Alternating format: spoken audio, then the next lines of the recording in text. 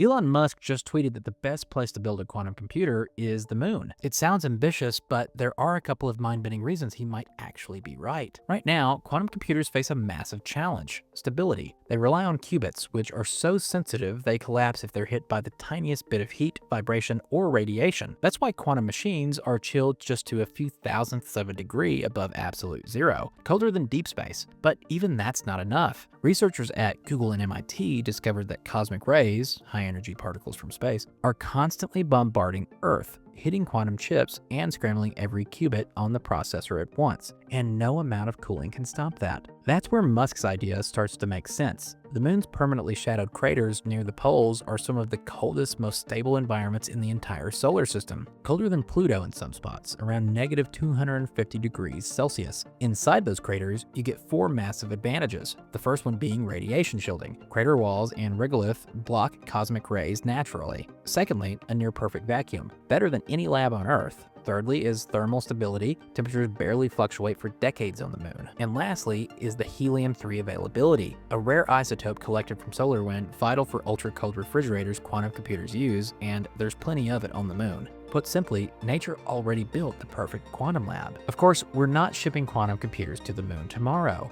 Even those ultra-cold craters are still too warm, about 20 Kelvin, far above millikelvin temperatures qubits need. We would still need massive refrigerators, constant power from solar arrays on the crater rim, and the protection from lunar dust that clings to everything like static glass. And yeah, building anything on the moon costs billions of dollars, but none of that makes the idea wrong, it just makes it a long-term goal, not a next-year project. So, is Elon Musk right? Honestly, yeah, he's onto something. The moon's craters offer conditions you simply cannot replicate on Earth. And as we build the Artemis base camp in the 2030s, it's not crazy to imagine future lunar labs hosting quantum systems cooled by helium-3, running calculations that Earth-based computers could only dream of.